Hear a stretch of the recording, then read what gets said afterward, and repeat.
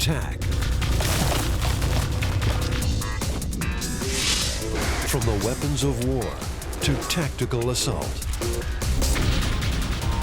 Brute force to precision attack. The battlefield is certainly changing. If we were to level the battlefield, who's the smartest of them all? If I have to decide what's more ingenious, nature or us, I'm always tempted to say nature. We put nature and technology head to head. Who can defeat the enemy with the greatest efficiency and precision? Wild Tech explores attack.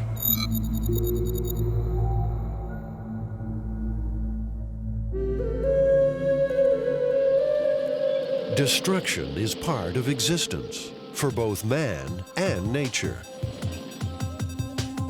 Yet their means of attack are worlds apart. When animals attack, it is methodical, precise, and efficient. In the 20th century, mankind perfected weapons of mass destruction.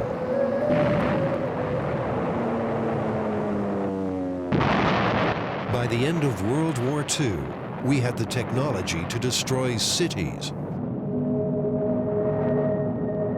By the 60s, we had the Cold War madness to destroy the world. I guess I would like to say that we are out of the nuclear era. That the nuclear era was a 50-year diversion for the human race, and we reached a sort of pinnacle of our love for nuclear weapons and the number of nuclear weapons which existed in the arsenals around the world. And that kind of ended with the Cold War. This is not to say nuclear threats don't exist, but future wars may hinge less on large-scale destruction and more on small-scale capabilities. Precision is the cutting-edge tool of modern warfare. In the wild, it's the difference between success and starvation. The precision strike on a single target.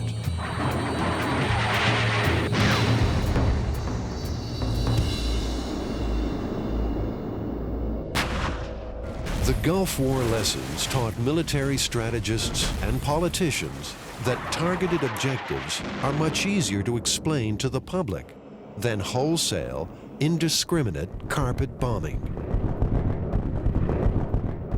New technology means the precision attack can even be applied to a single bullet.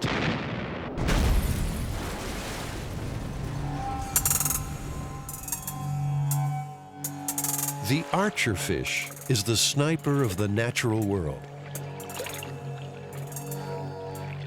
It stalks its prey from below, seeking to make a single-shot precision strike. The human sniper also gets a single chance to make a shot. After that, his position is given away. The fish has to process a mathematical formula for a watery bullet. It needs to calculate and correct for the refractive bending of light.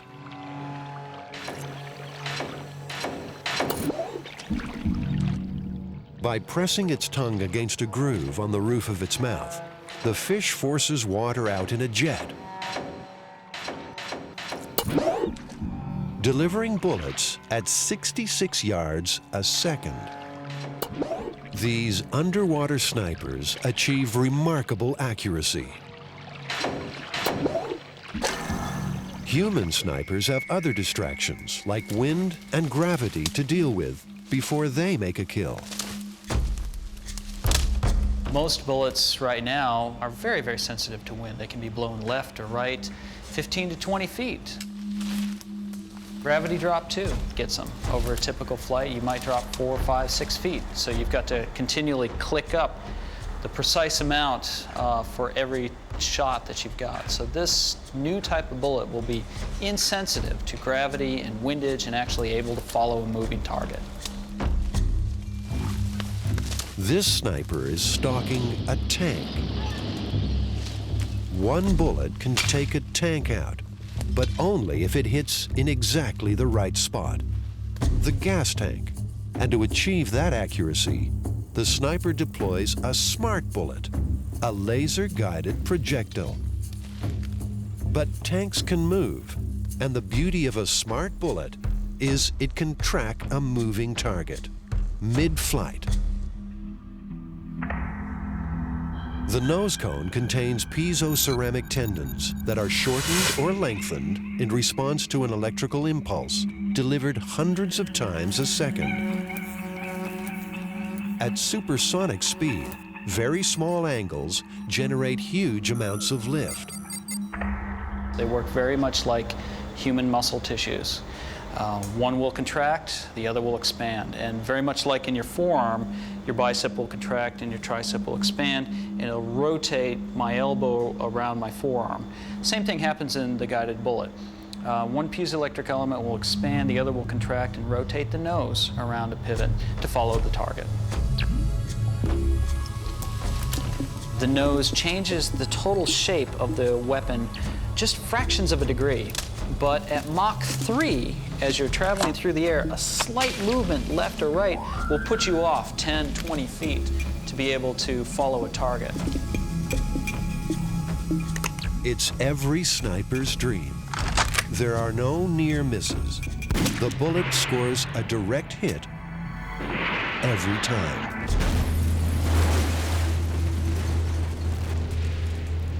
With this type of technology, it would change the nature of warfare in so many ways, because no longer would you need huge magazines of rounds to carry around.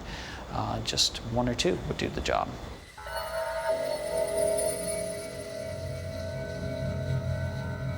Smart weapons are the answer to 21st century style warfare. Neat, concise strikes. The archer fisher's sniper lesson being that a direct kill on an intended target is better than destroying an entire habitat.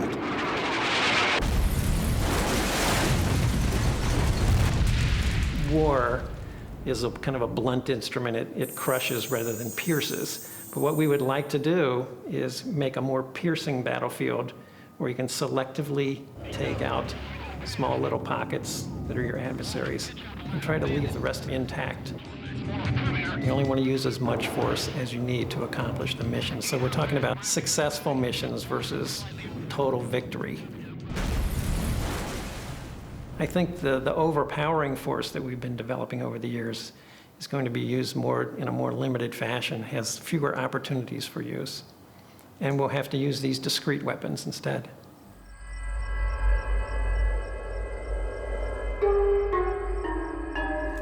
Nature's discrete weapons use exactly the same principles relied upon by military technology to complete a kill: the quiet attack.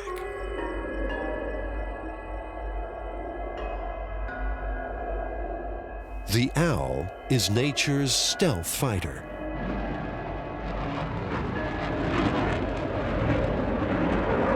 The leading edge of its first wing feather has a series of spikes which cause microturbulence.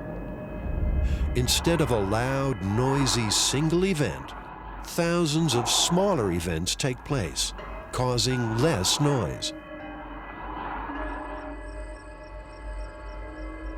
By modifying only the leading feather, the flight of an owl can be as quiet as a mouse.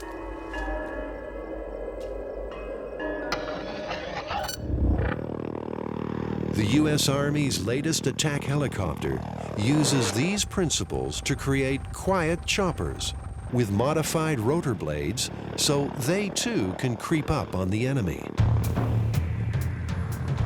The Comanche is the first stealth helicopter.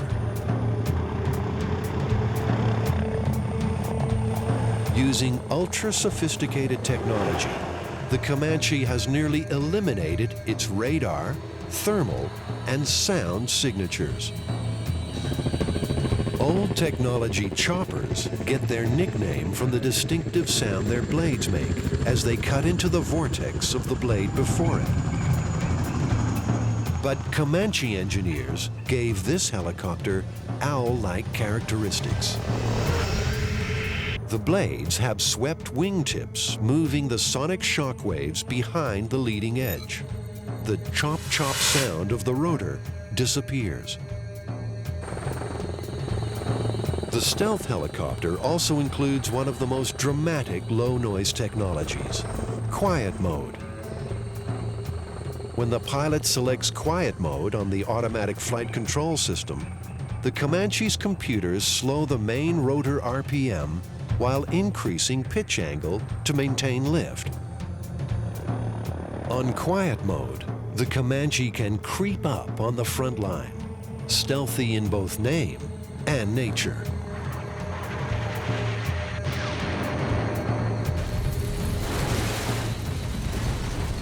Air power represents the future. It is not just precision, but it's also a different approach to warfare. It's a desire to eliminate the impediments of geography and time.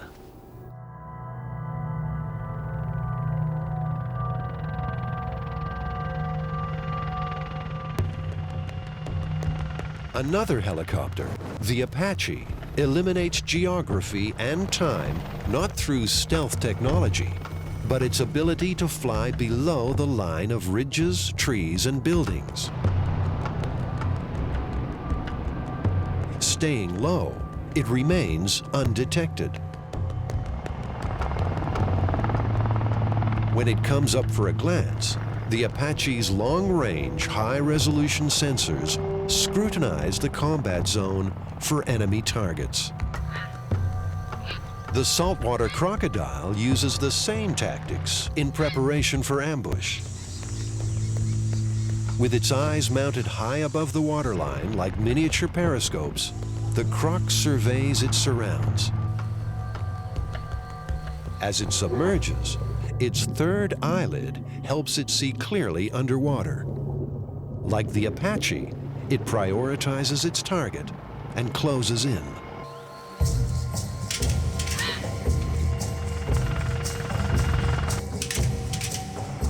As the Apache arms its longbow fire control system, the croc prepares by inching forward. Neither can be seen nor heard until the moment of attack. The flight control capabilities of the Apache keep it hidden.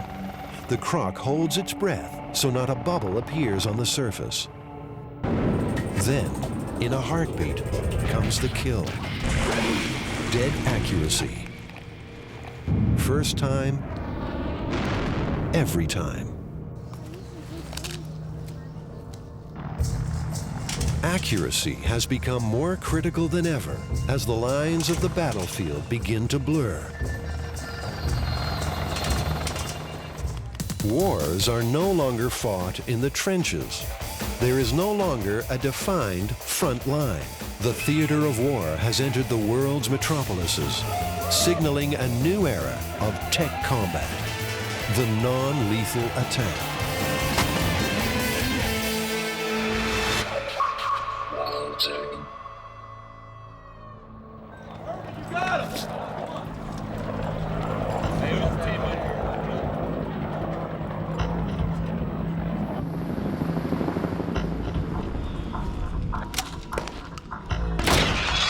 In the hills outside San Diego, California, lies Camp Pendleton, a Marine Corps base.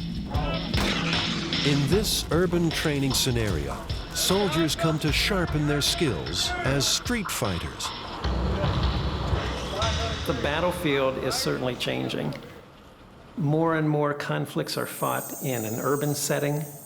There are non-combatants mixed with combatants. Sometimes that line is actually blurred.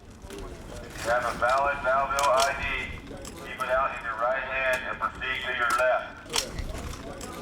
Under these urban combat situations, You use a non-lethal force to buy yourself time and to keep people away at a distance so you can evaluate the situation.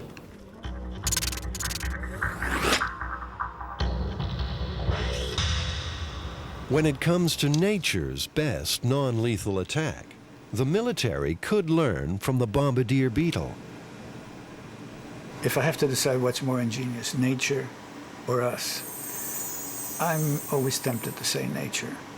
There's so many organisms out there we haven't even looked at, let alone discovered, that I think it's good to maintain an open mind that nature is terrifically inventive. The beetle uses a high-pressure chemical attack to warn off its enemy. It's the original machine gun. The mechanism is really illustrative of what is the first machine gun. In addition to being irritating, they're at 100 degrees centigrade, so what you're really doing when you're a beetle is shooting out stuff that makes you itch like mad and burns. When the beetle senses danger, it internally mixes enzymes contained in one body chamber with concentrated solutions of hydrogen peroxide and hydroquinone stored in a second chamber. Such a volatile mixture would normally explode spontaneously in a test tube. So why not in the beetle? Having the chemicals compartmented, each in a separate chamber with a very good tight valve in between, protects him from that eventuality. He's built very well. The mixture contains an inhibitor, which blocks the reaction until the liquid is squirted into the combustion chambers, at which time enzymes are added to catalyze the reaction, causing a violent explosion of corrosive gas.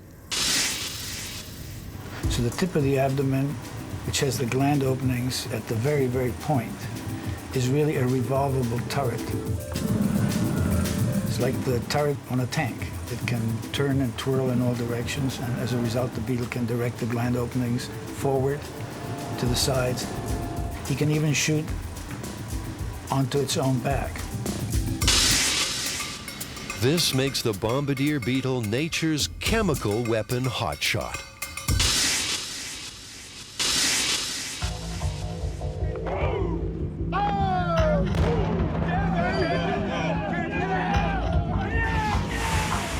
Chemical weapons are becoming the attack strategy of choice for law enforcement agencies dealing with domestic violence, suicide prevention, prison riots, and hostage scenes. Let the hostage go! At the former West Virginia Penitentiary, non-lethal chemical weapons are demonstrated to show their effectiveness. In this case, a gun that shoots pepper balls. It's a very simple system to operate. As you'll see here, I'm just going to dry fire it now. There's no recoil whatsoever. I can put it on my chin, pull the trigger. Absolutely easy to train somebody on how to use this system and use it to be accurate simply because there's no recoil.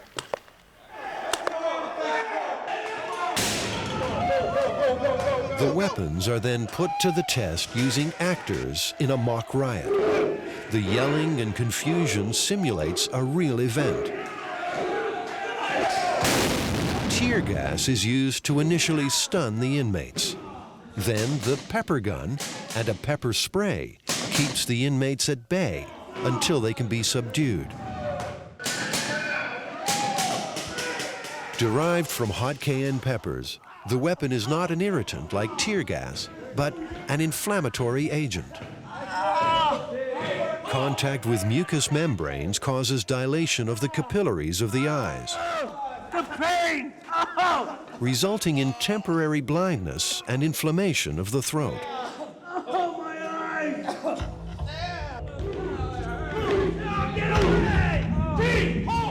Without endangering the lives of either prisoners or officers, the riot has been tempered.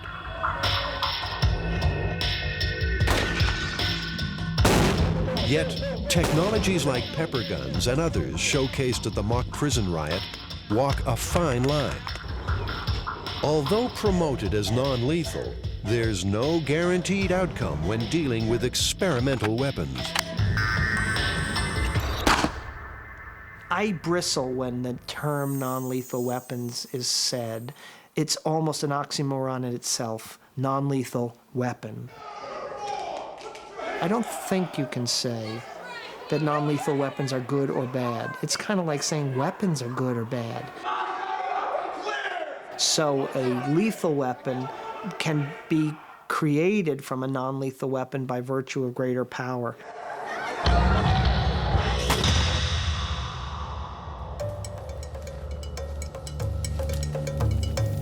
Nature understands the power differential of non-lethal to lethal attacks. Australia has 21 of the top 24 most lethal snakes in the world. Yet many people bitten by these snakes suffer no consequences. The snake decides whether he's going to inject venom or not. There are around about 3,000 bites a year from snakes in Australia, but only 300 of them need antivenin. It's largely up to the snake whether you live or die. Using a chemical weapons arsenal that's millions of years old. There is one other chemical attack which may hold the solution for non-lethal weapons. You should be smelling the odor right about now. Oh. The stink bomb.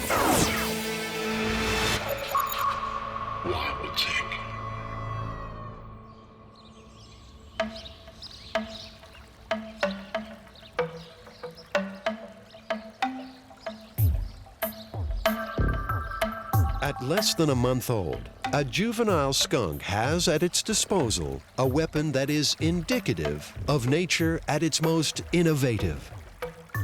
Why use the hardware of tooth and claw when a stink spray will keep all but the most determined predators at bay?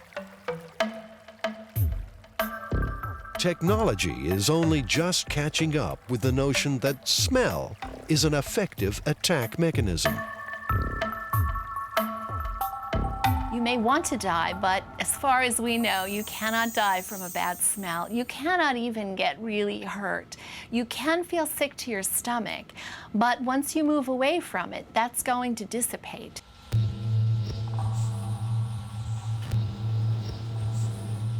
Psychologist Pamela Dalton is exploring scent to discover what is the most repulsive odor in the world. Then find out how people react to it. One of the interesting things about the odors we're working with is that they really are operating at a purely psychological level. Unlike tear gas or irritants that have traditionally been used to move people away from an area, these odorants don't have any physical effects. They only make you want to get out of there. For this reason, the military is looking at using Pamela's research findings to develop a stink bomb, which could be used to replace tear gas.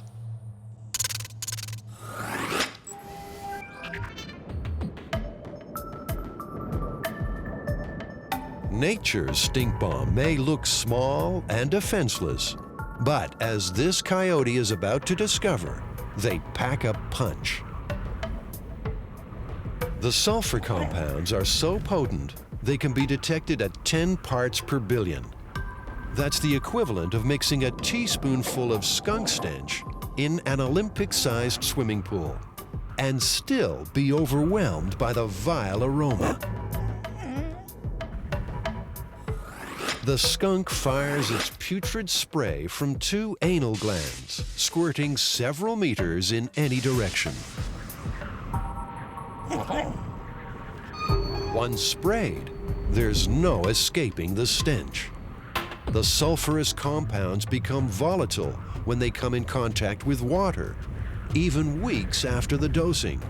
So to be sprayed by a skunk is a long-term punishment.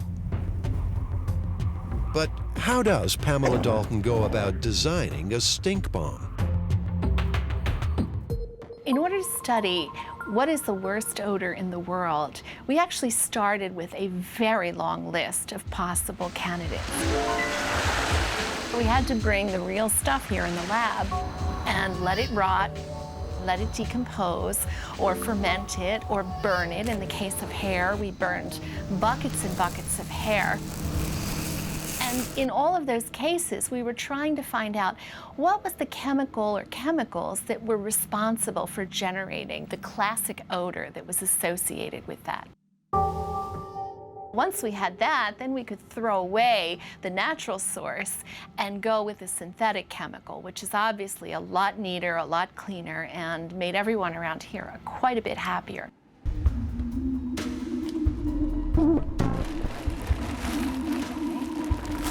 We put people in our chamber and put a hood over their heads so that we could deliver the odor to the nose and not stink up the entire chamber.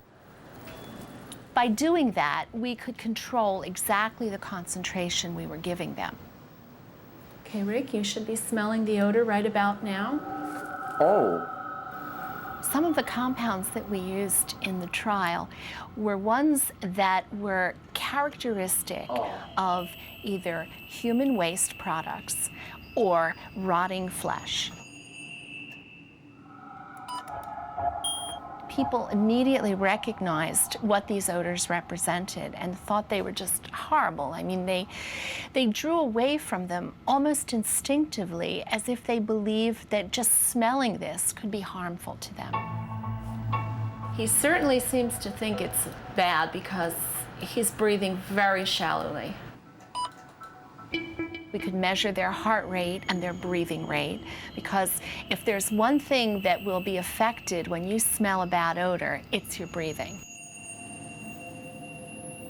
We also look at things like eye blink response. And what we're really interested in is trying to understand if this odor is having an aversive reaction because it is actually producing a physical change, or whether it's all happening in the person's mind. Definitely is having a very strong response. I'm sure he's ready for a break. We've seen some people get very close to vomiting, where they actually had to swallow a great deal and rip the hood off their head and then say, okay, I really don't think I can continue. Are we nearly done with this? Rick, there's about 15 seconds left to the odor exposure, and then it will be over.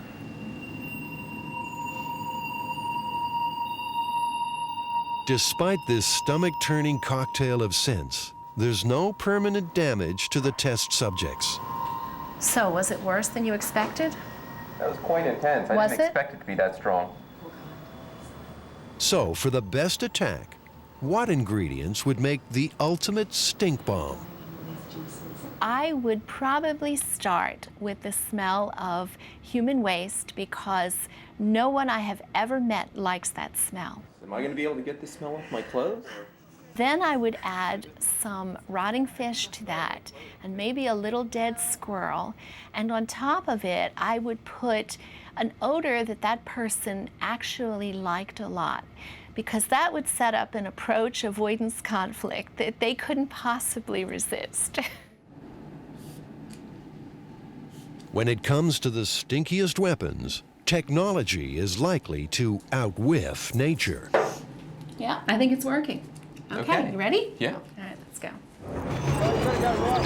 The urban war, controlling but not killing hostile crowds. The cutting-edge tools of non-lethal weaponry have turned science fiction into science fact. Wild Tech.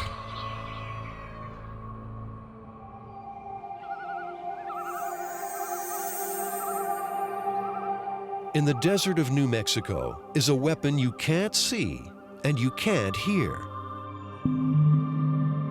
It travels at the speed of light, and its objective is pain.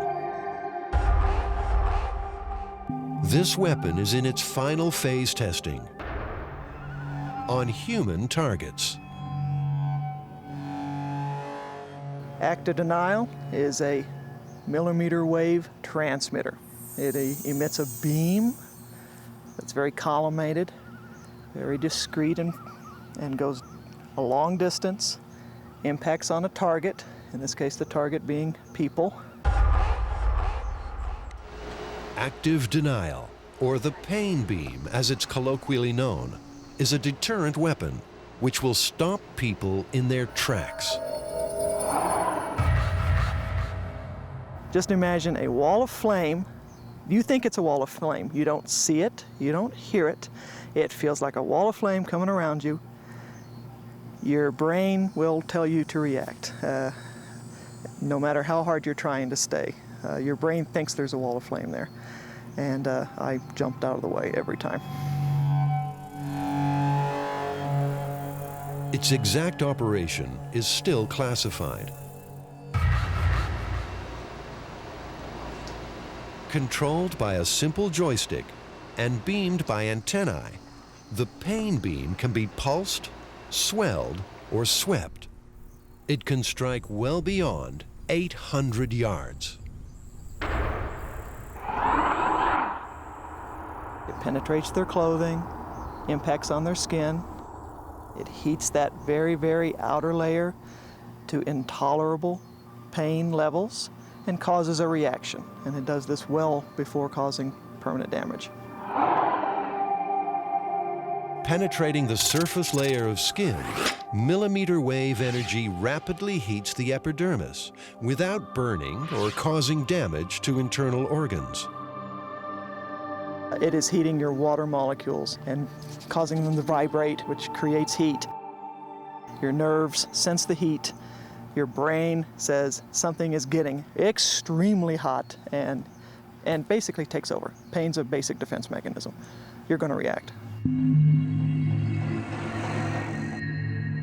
The antennae can be mounted on all military hardware. The active denial system may be in deployment as soon as 2008. The peacekeeping, the situations where we're acting as the police, the situations where we're simply trying to hand out food. Those type of situations need longer range, non-lethal weapons. The pain beam will keep crowds at bay. But is it safe? If you bypassed all the safety that's built into the system, if you've overridden the system controls and the person was trapped in the beam, you would start to cause some amount of damage, but it would step from sunburn to the various phases. But that's what training and doctrine and hardware controls are all about. Heat is one long-distance deterrent for urban war. Sound may prove to be another.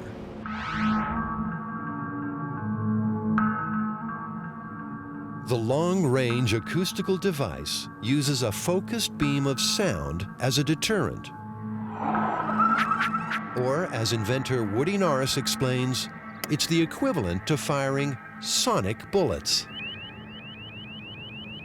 There's an extremely powerful lobe that is pinpointed in the front that's only a few degrees wide. So it gives you the ability to squirt it out like a high-intensity hose, which they often use for crowd control.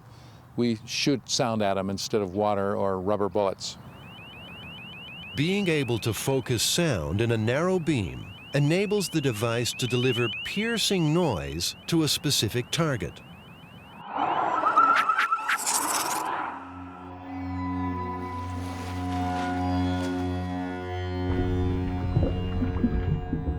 Nature also uses sound as a weapon.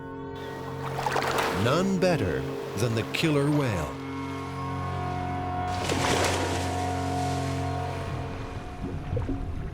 When the whales hunt the herring of the North Sea, they herd schools of 25 tons of the fish to the surface.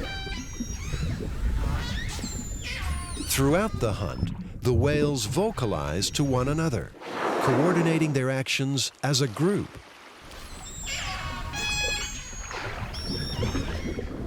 Once in the shallows, the killers steer the herring into denser, tighter balls by flashing their white bellies and slapping their tail flukes on the surface, creating a shock wave that stuns the fish. With a final acoustic assault, the whales use a big bang, a high-amplitude sonic impulse lasting only hundredths of a millisecond. The comatose fish are now easy pickings for the pod of whales. The sonic bullets of Norris's device are designed to make life uncomfortable, not necessarily stun. The threshold for humans where sound becomes painful is right at 120 decibels. This gadget can deliver that at 500 or 800 yards. If you were up close, it's capable of putting out over 160 decibels. It's about 50 times the threshold of pain. But it's not lethal. One of the sounds that we've been given that has been deemed not classified sounds to me like the sound of a baby crying backwards, pitch elevated, with some sweep tones moving in and out. And it is, even at very modest levels, quite excruciating.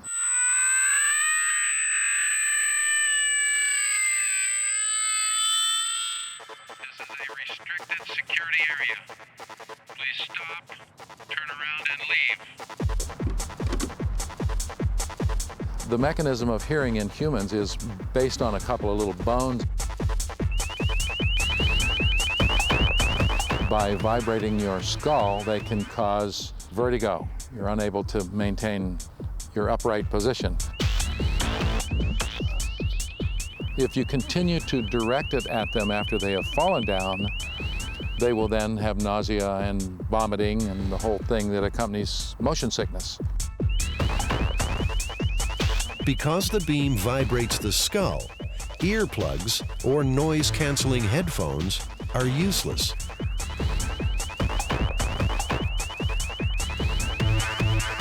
You do not ignore pain, especially in your ears. It's a very delicate little eardrum in there. It takes a few seconds even for the most hardened terrorist, which is a great effect. The long-term effects are pretty much the same that you would get from attending a rock concert. You may have some ringing in your ears for a day or two, but that's certainly better than being dead or having a bullet wound that you're trying to recover from over the next several months. Alternative weapons may replace the brute force of past military might, but the tactics of war remain the same: to render a society inoperable.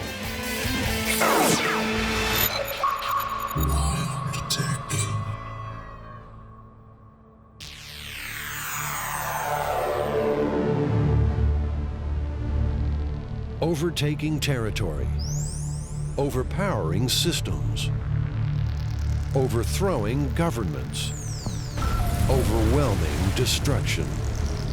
Yet imagine if we could wage war without devastation, where a city could come under attack, but no buildings would be destroyed or people harmed.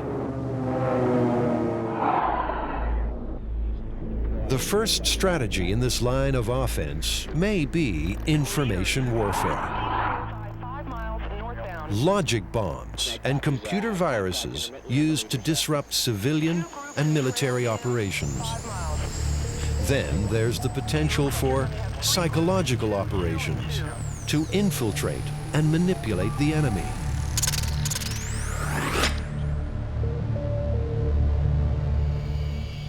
For nature, information warfare is cunningly employed by the Thomasid spider. Smell is the sentinel of the weaver ant colony. It's the information pass card that gets you into the nest. Guards will set upon invaders if they don't have the correct chemical key. So what chance does the Thomasid spider have? It looks somewhat like a weaver ant, but incredibly, it smells like one too. It has evolved the ability to mimic the ant's scent so that it can access all areas without detection.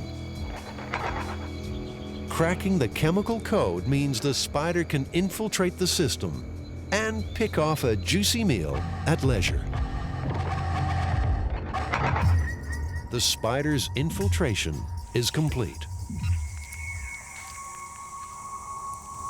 While nature has been occupied with evolution, technology has been busy with revolution. Not just cracking codes, but also replacing signals with new messages. The military calls it Commando Solo, broadcast studio in the sky. It's part of the U.S. military's psychological operations, or PSYOPs, and it's designed to beam propaganda messages into the heart of enemy territory. A trailing wire 600 feet long emits AM frequency, while oversized antennae broadcast from under each wing, allowing the airborne attackers to hack into both local television and radio stations. They infiltrate enemy, spreading messages to confuse or reassure a hostile nation. Like the Thomasid spider, PSYOPs manipulates the communication keys of the enemy.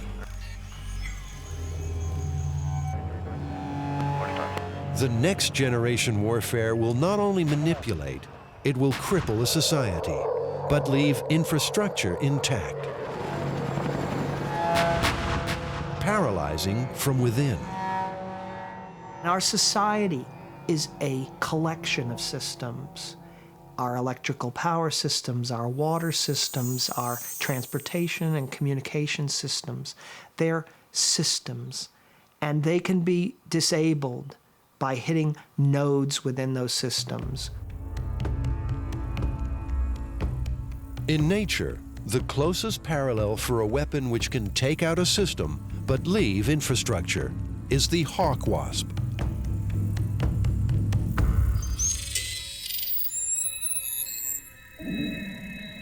Spying a tarantula, the female wasp's maternal instincts take over. Despite the size difference, she knows how to exploit the spider's weakness. She attacks its soft underbelly, paralyzing the creature with her venomous sting. She will lay her eggs inside the still-living tarantula. On hatching, the larvae wasps eat the living flesh of the spider from the inside out. They have infiltrated a complete living system and now use it for their own advantage. The ultimate invasion of enemy territory.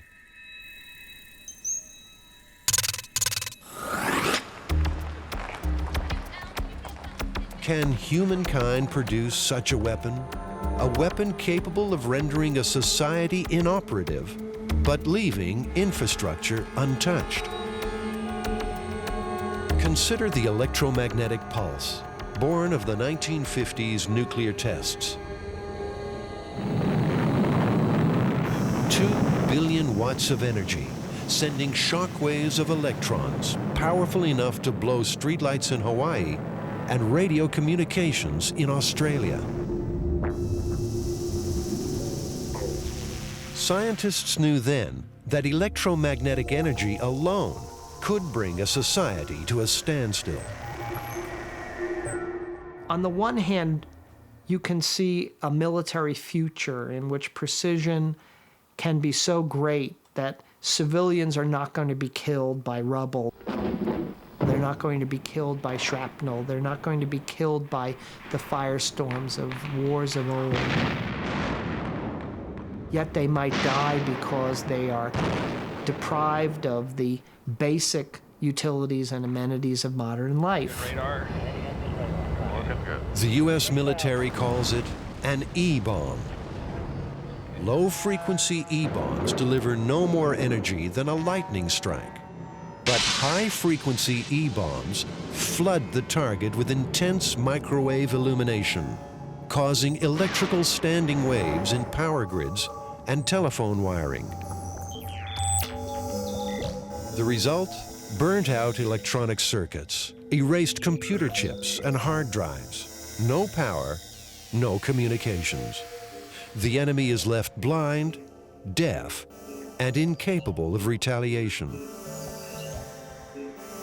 By targeting systems instead of human lives, the result may be a swift and bloodless victory. Our own dependence on modern technology may prove to be our Achilles heel. New York's 2003 blackout showed the debilitating effect of destroying a power system. It doesn't require a nuclear missile. All that's needed is a small, strategically placed bomb to disperse electrons.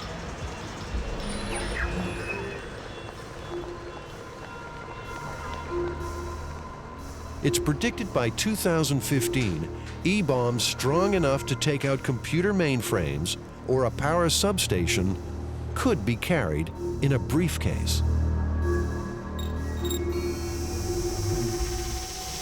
Once you open that Pandora's box and you start introducing these as acceptable weapons in the arsenals of the militaries around the world, let's just think about what the implications would be.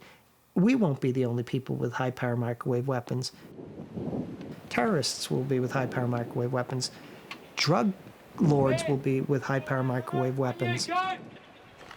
Opposing forces that may not be so mindful of the law of war might be with high-power microwave weapons. And so the question, in a sort of ethical, legal sense, is what are the implications going to be for us? This is the great paradox of war. The empire will strike back with the very arsenal designed to take them out. It's the price of evolution. For nature, 4 billion years of keeping up with the enemy has resulted in a never-ending arms race, a history of measure and countermeasure. From the precision strikes to the stealth attacks, from chemical manipulation to the information attack, nature has provided its creatures, great and small, with impressive arsenals. Ingenuity has provided man with similar arrays. A never-ending arms race fueled by technology's ability to deliver the attack.